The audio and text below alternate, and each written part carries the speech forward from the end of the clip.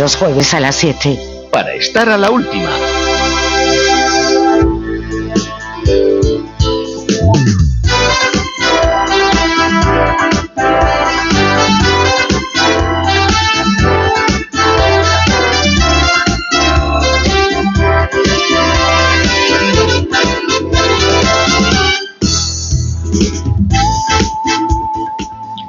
Bienvenidos a Art Business, Radio Televisión, el programa de los negocios, los emprendedores y los profesionales, un espacio en el que escucharemos a los mejores expertos en temas de financiación, capital humano, digitalización, ingeniería, legislación y un largo etcétera, para tener información de primera mano y conseguir que nuestras empresas sean más productivas y eficientes. Estés donde estés, ponte cómodo, porque con rigor y con credibilidad sintonizamos con tu negocio.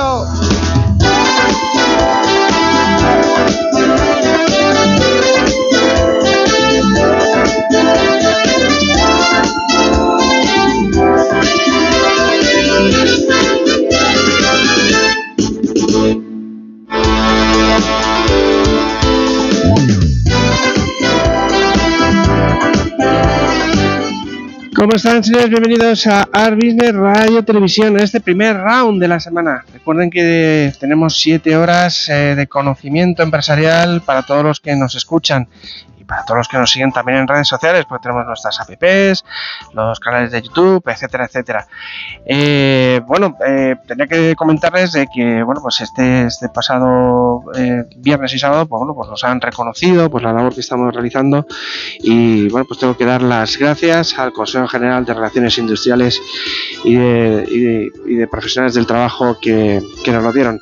Así que, vamos a seguir, señores. Tenemos que volver a la normalidad y seguir dándolo todo por la empresa. Arranca Art Business Radio Televisión.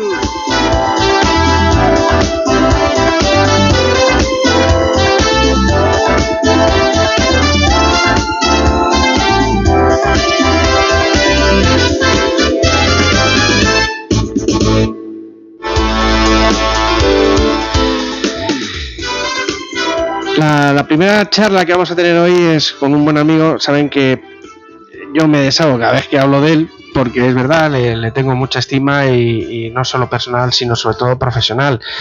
Siempre que lo escucho, siempre que voy a ver alguna tertulia o lo veo en redes sociales, pues es un continuo aprendizaje, ¿no? Así que hace 10 días o así estuve viendo la presentación del nuevo libro que ha realizado Javi Cantera junto a Mario Alonso.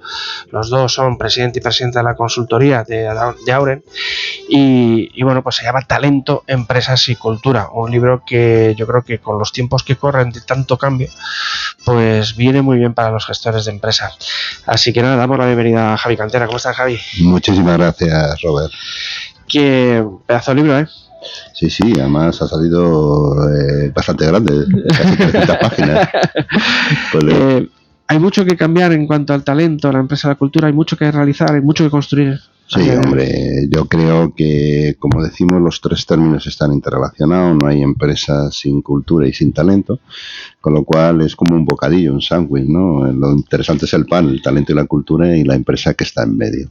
¿Qué quiero decir con esto? Pues que yo creo que la cultura es un elemento muy importante. Decía Peter Drucker, lo decimos en el libro, que todas las mañanas la cultura se desayuna la estrategia, y que hoy día no podemos construir nada en un mundo de trabajadores del conocimiento sin el talento. Con lo cual, incentivar el desarrollo de la cultura de una empresa y proceder a atraer, desarrollar y gestionar adecuadamente las personas se constituyen los 2 ejes básicos para tener empresas de futuro. Habláis de talento, lo primero que me viene a la cabeza es que Messi era puro talento, Cristiano no tanto, pero sí que era competitividad. ¿Es bueno los 2 personajes dentro de las compañías? A mí no te creas que me gusta mucho la palabra talento, porque... A mí tampoco, se habla mucho de talento y digo, pues eso, bueno... Se pone talento también, pues, como se dice normalmente, porque es un término socialmente aceptado, ¿no?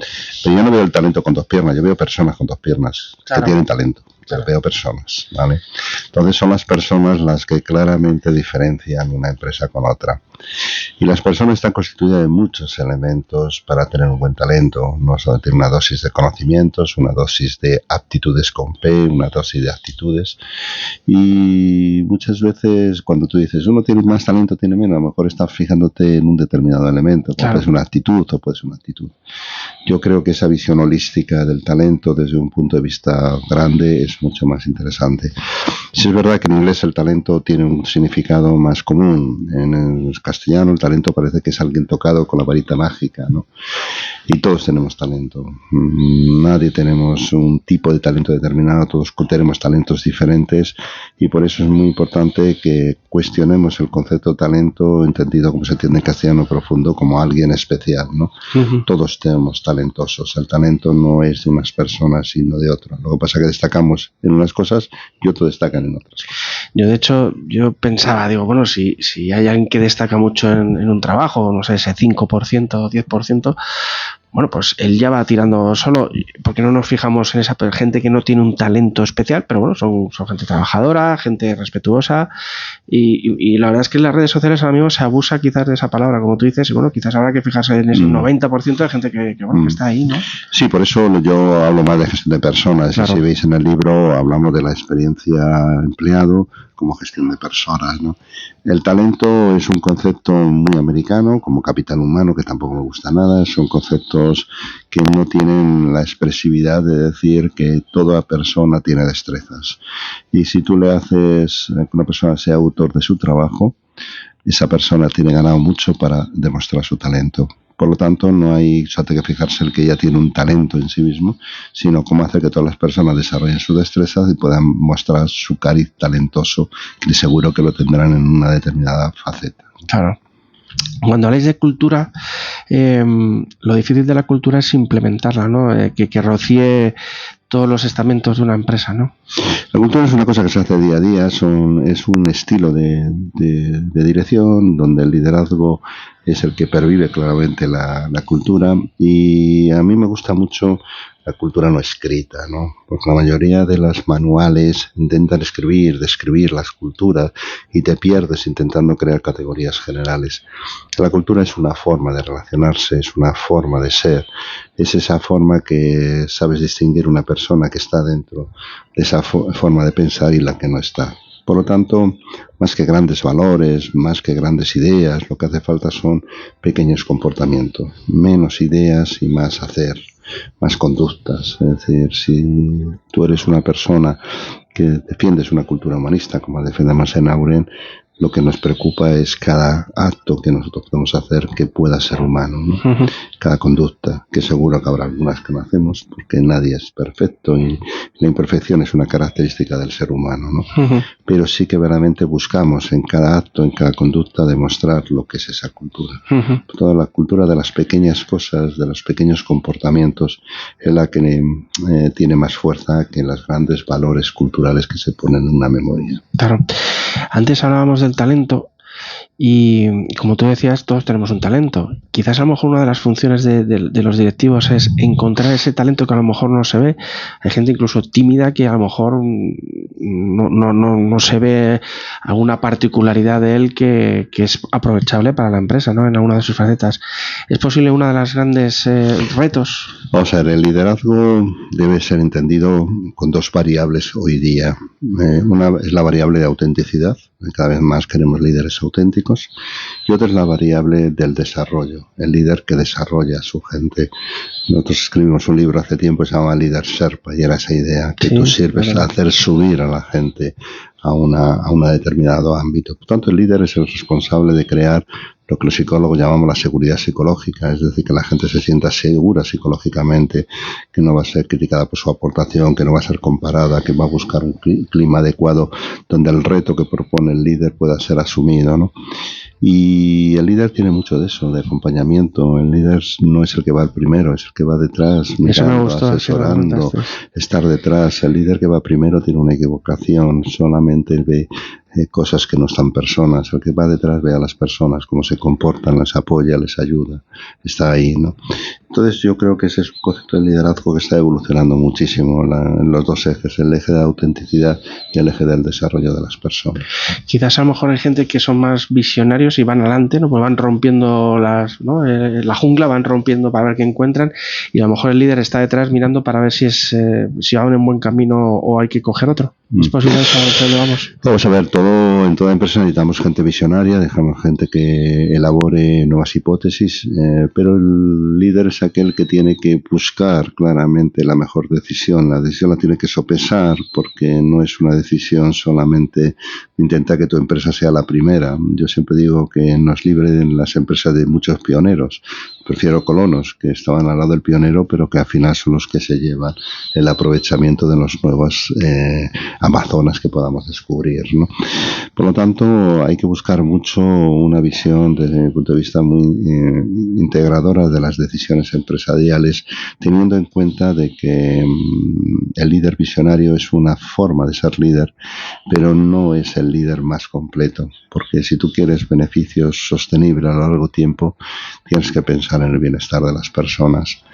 Hasta hace poco el bienestar de las personas, y el libro lo indico bastantes veces, y Mario y yo estamos totalmente de acuerdo, no era una variable fundamental del compromiso con las empresas. La gente se comprometía porque quería ser director general, porque quería ganarse el mocorito de oro y ganar más, por el centímetro de la tarjeta.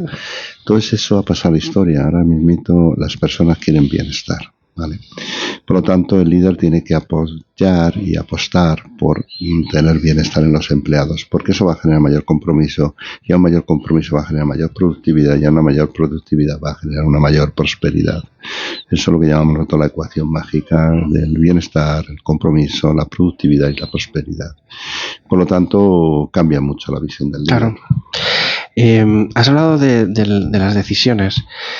Algunos líderes pueden equivocar el concepto o de jefes más que líderes, que la decisión tiene que ser rápida porque lo dominan todo. A lo mejor hay decisiones que hay que tomarlas sosegadas, es decir, eso no es un síntoma de que no esté controlando la situación, sino déjame ver varias alternativas y tomar la decisión tranquilamente, ¿no? Abusamos de esa decisión rápida, parece que lo dominamos todo. Sí, Agile. A todo el mundo le dice Agile. Agile. Vamos a ver, Agile, que no me toque las narices y no me invita a tener una buena decisión. Yo creo mucho en los principios del liderazgo auténtico, como decía, a partir del 2008 se ha desarrollado bastante en Estados Unidos el concepto de liderazgo auténtico. Y tiene 4 elementos para mí muy importantes para tomar una decisión. Primero, conócete a ti mismo. ¿Te mueve esta decisión una envidia hacia la empresa que compite?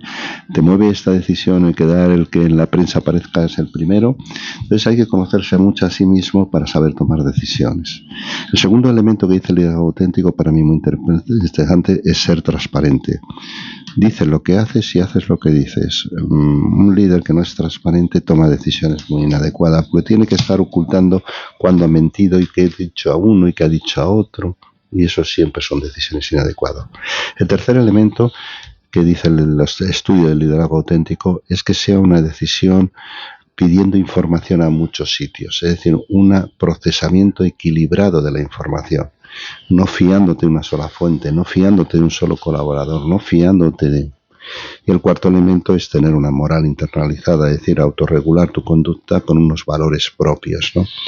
Si un líder sigue estos elementos, no se puede apresurar en una decisión sin tener una información en cantidad, en calidad y en diversidad. Es una decisión que puedes cometer muchísimos inconvenientes, igual que si no conoces tus sesgos cognitivos. Todos tenemos sesgos cognitivos y se puede tomar una decisión desde tu sesgo cognitivo, pero cuando haces consciente ese sesgo ya claramente te convierte en una decisión diferente, ¿no? Por lo tanto, yo estoy en contra de esos modelos de decisiones rápidas. Sí estoy a favor de decisiones, digamos, cercanas, no decisiones a largo plazo, pero sí que claramente hay que saber tomar las decisiones si tienes los elementos constitutivos de tomar una buena decisión. Te voy a preguntar por esto que se está viendo mucho ahora, que se están arrimando las grandes empresas a la responsabilidad social corporativa, a la sostenibilidad.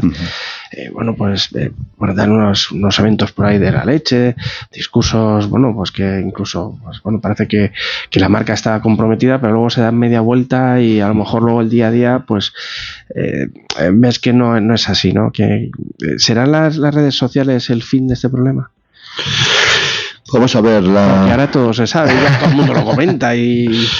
Yo creo que es muy interesante las redes sociales como elemento de validación de lo que dicen las empresas y lo que hacen. Yo creo que es muy interesante. De hecho, no voy a hacer publicidad de 2 o 3 redes sociales que están para pedir referencia de lo que hablan los trabajadores de una determinada empresa. Ya hay de esas. Sí, hay 3 ya en el mercado y a mí me parece sano en sí mismo, teniendo en cuenta también que hay que contextualizar si es la opinión de una persona que ha salido con un traspié o es algo, digamos, numéricamente significativo. Pero ante todo, lo que más me preocupa a mí es el washing, es decir, ese lavado que hace la gente, el lavado medioambiental, el lavado social, el lavado de gobernanza, ¿no? A mí eso hemos asistido hace poco con el tema también del Día de la Mujer. Yo veo cosas que aparecen en redes que digo, uy, qué lavado de imagen está haciendo esta empresa simplemente por la moda o la situación de esta de moda. Sí. Yo creo que eso me preocupa mucho. Yo creo que tiene que haber elementos de verosimilitud y aquí en un tiempo habrá asociaciones, fundaciones que se dediquen a dar verosimilitud a lo que aparece en un momento dado en las empresas, ¿no? Pues claro, la memoria, los números se pueden alinear, pero la memoria no financiera, su auditoría no financiera, pues hay un nivel de literatura tan sumamente sofisticado que puedes embardar todo con una idea muy, muy equívoca, ¿no? Y eso es lo que más me preocupa, algo así, el lavado de imagen. Hemos hecho mucho daño los economistas a esta cultura empresarial de valorar tradicionalmente las empresas del IBEX por sus números, el IBEX y de todos los índices bursátiles, ¿no? Sus ratios, y no por el modo de gestión y el grado de bienestar de los empleados. Tú imagínate que se valoraran, no, estos tíos son felices, pero felices de verdad, vienen aquí, trabajan 20 horas y tienen problemas con la mujer. Mira, el tema del bienestar cada vez es una variable más importante. La gente elige las empresas y el talento que merece la pena va a elegir las empresas que dan más bienestar. Y el bienestar es un elemento que no se puede medir desde un punto de vista unánime. En el libro también decimos que estamos en contra del tema de la felicidad, con los jefes de felicidad, no por estar en contra de nada, que yo no estoy en contra de nada, sino simplemente porque es incontrolable. Es decir, la felicidad es una ecuación personal de cada uno de nosotros. Y lo que la empresa se tiene que dedicar es a no tener ecosistemas tóxicos. Es decir, a no hacernos infeliz, a evitar claramente situaciones que a nosotros nos produzca malestar, ¿no? Entonces sí que es bueno que el concepto de bienestar entre dentro de las empresas y que se analicen y que se vean en qué sitio, en qué lugar, con qué jefe, en qué diseño de un puesto de trabajo, en qué diseño de una estructura o de un proceso está generando malestar y que se intervenga, ¿vale? Porque yo también estoy en contra de esta moda que hemos tenido hasta hace poco de dar cursos de mindfulness a los trabajadores, pero el jefe tóxico sigue ahí, ¿eh? Entonces esto, bueno, pues sí, lo toman mejor al jefe tóxico, pero el jefe tóxico siendo el jefe tóxico es el que dijo, como no vaya todo el mundo, vais a cagar. Vais a cagar si no vais al mindfulness. Entonces yo creo que hay que darle habilidades a la gente, recursos, como es el mindfulness, que es una herramienta que yo llevo practicando hace más de 20 años, con lo cual la recomiendo efusivamente, pero no quedarse solamente en eso. No puedes hacer que la gente sea más resiliente, sino tienes que combatir los focos y los ecosistemas tóxicos que hay en tu empresa.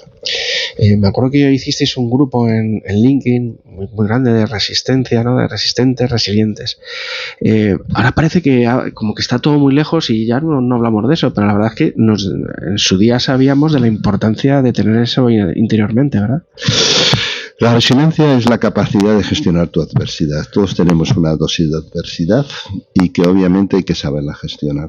Hay un estudio que yo siempre digo que me llamó mucho la atención, es un estudio de una universidad americana, Harvard, que vino a decir que aproximadamente al año tienes unas 300 o 400 personas tóxicas que se meten dentro de tu vida, ¿no?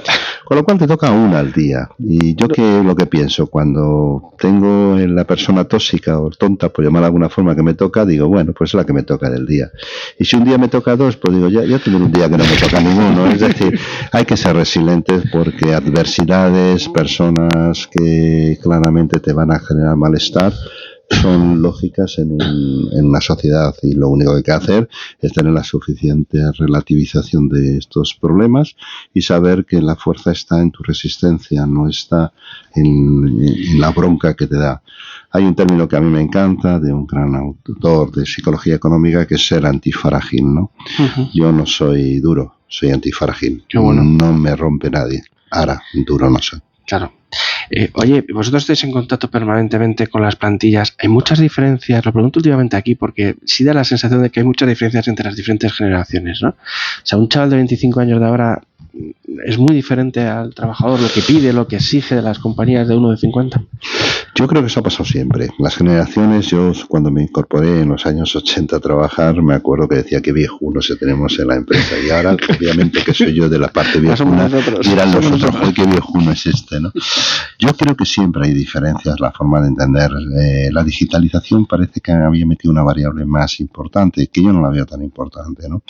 Yo veo que las generaciones, la tecnología, nos va haciendo claramente una diferenciación en la forma de trabajar y una forma muy diferente de entender la experiencia. Fijaros ahora con la inteligencia artificial, ¿para qué vale la experiencia, no? Si antes la mayoría de tu conocimiento estaba basado en ser experto por haber hecho una cosa, ahora te lo va a dar claramente la inteligencia artificial. Lo más interesante es estar creando cosas nuevas todos los días o preguntando originalmente a tu inteligencia artificial. Con lo cual, yo lo que pienso es que las condiciones varían, por tanto varían. Pero hay elementos básicos que no van a variar. A mí me río mucho cuando dicen, no, es que la gente joven quiere mejor tiempo libre que dinero.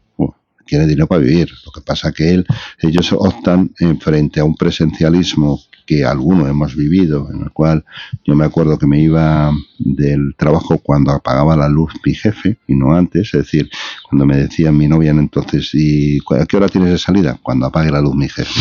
Claro, era ese modelo de presencialismo excelso, que obviamente no era nada bueno, pero claro que te condicionaba unas respuestas. Entonces, pues oye, te podían engañar en el salario, pero no te engañaban en el trabajo. Entonces el escaqueo era un elemento fundamental. Hoy día la gente no se quiere escaquear. Hoy la gente quiere trabajar el tiempo que es necesario y en el momento que es necesario.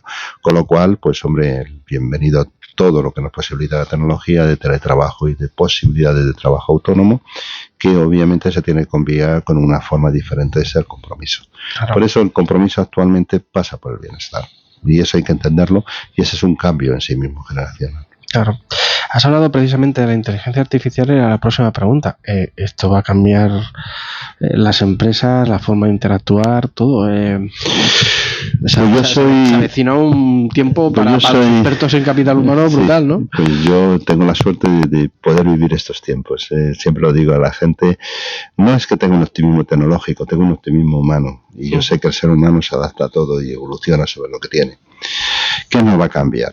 Pues fijaros, la mayoría de la gente solamente está en una capa superficial de la inteligencia artificial, que es la automatización. Pero eso va a pasar enseguida se va a automatizar los sistemas. El problema de la inteligencia artificial, o lo que tenemos que entenderla, es que es una técnica que nos va a permitir aumentar nuestras capacidades, hacer que nosotros tengamos mejores y más profundas capacidades. Por lo tanto, tenemos que saber trabajar con un cobot, como puede ser una inteligencia artificial. Y es muy importante esa actitud, una actitud de querer trabajar con la inteligencia artificial. El otro día en una charla de psicología me preguntaban, ¿es la inteligencia artificial un día va a sustituir a los psicólogos? Yo digo, no. Lo que sí que va a sustituir es que el psicólogo que utiliza inteligencia artificial se va a comer al psicólogo que no utiliza inteligencia artificial. Entonces, con esa premisa que la inteligencia artificial es una forma que va a vertebrar mi trabajo en un futuro, es muy interesante que podamos hacerlo. Obviamente, una inteligencia artificial que tenga todos los historiales de depresión que existen en el mundo para identificar una conducta depresiva, pues puede acertar más en el diagnóstico de un psicólogo individual. Pero el trato que eso tiene que dar es un trato específico. Es igual que ¿quién quieres que en un futuro te opere? ¿Una máquina que no tiene una mala noche o un cirujano que puede tener una mala noche? Yo prefiero una máquina, pero siempre y cuando haya un cirujano detrás. Claro. Con lo cual quiero un cirujano con inteligencia artificial. Y esa es la diferenciación. Y por eso, como soy optimista humanamente, pienso que el ser humano seremos capaces de adaptarnos a esta situación, igual que nos adaptamos a la creación del libro y a la creación de Internet. De hecho, tenía una pregunta también de bueno, el problema de la inteligencia artificial, que no sé si a lo mejor luego será así, es que carece de empatía, ¿no? Es lo único que va recopilando datos, pero a lo mejor luego aprenderá a ser empático, pero ese trato humano y el saber cómo está el trato humano y el saber crear cosas de futuro. Es decir, el futuro es el gran elemento donde vamos a estar. Entonces tenemos que crear, porque todo lo que se ha inventado va a estar en la inteligencia artificial y ellos van a recopilar todo lo que se ha inventado. Pero la conexión de los puntos lejanos, la hibridación de conocimientos que tenemos que hacer, un mensaje que yo en algún momento también voy diciendo por ahí, que es un mensaje leonardino, es decir, cada vez vamos a tener que ser más leonardos, es decir, menos expertos en un tema, menos conocimiento, más conocimientos transversales, curiosidad a tutiplén por todas las áreas para crear conocimientos en tu propia campo. Es decir, para desarrollar tu campo, curiosamente, tienes que ampliar tus intereses. El expertos querrá la inteligencia artificial. Claro, será la inteligencia artificial la que haga esos trabajos, ¿no? Exacto. Oye, creo que hay por ahí un foro People to People cocinándose. Sí, bueno, estás tú también ahí. Entonces, estamos dándole vueltas a un tema que a mí siempre me ha preocupado, que es el tema de cómo dar valor a las personas que se preocupan de personas. Es decir, no la función de recursos humanos solamente, que muchas veces es una función en sí mismo, sino aquellos ejemplos de personas que, tomando el rol que tengan en una empresa, ha tomado decisiones en un momento dado que ha servido a otras personas. Yo siempre pongo un ejemplo y me ha escuchado la persona en sí mismo, que es el señor Roch de Mercadona. Cuando tomó la decisión de no abrir los domingos, yo no sé si será una cosa diferencial, pero yo sé qué sintieron las personas cuando se dieron cuenta que el domingo para un empleado de Mercadona es sagrado. Y a mí esas decisiones son las decisiones, el people to people, que es diferente a la función de una dirección de recursos humanos que ha hecho un proceso de evaluación de rendimiento. Ya que la propia palabra dirección ya está diferenciando entre unos y otros, ¿no? Efectivamente, y esto es people to people. Señores, esto y 1000 millones de cosas más es lo que podrán aprender en Talento, Empresas y Cultura, pues este fantástico libro escrito por Javi Cantera, que lo tenemos aquí con nosotros, y Mario Alonso. Javier, pues nada, que un placer haberte tenido como siempre y, a vosotros. Y nada, todos los éxitos con este libro y con ese foro. Seguimos. Claro que seguimos, claro que sí. Un abrazo. Muchas gracias. Elmundofinanciero.com. Más de 75 años ofreciendo la información económica y financiera más solvente.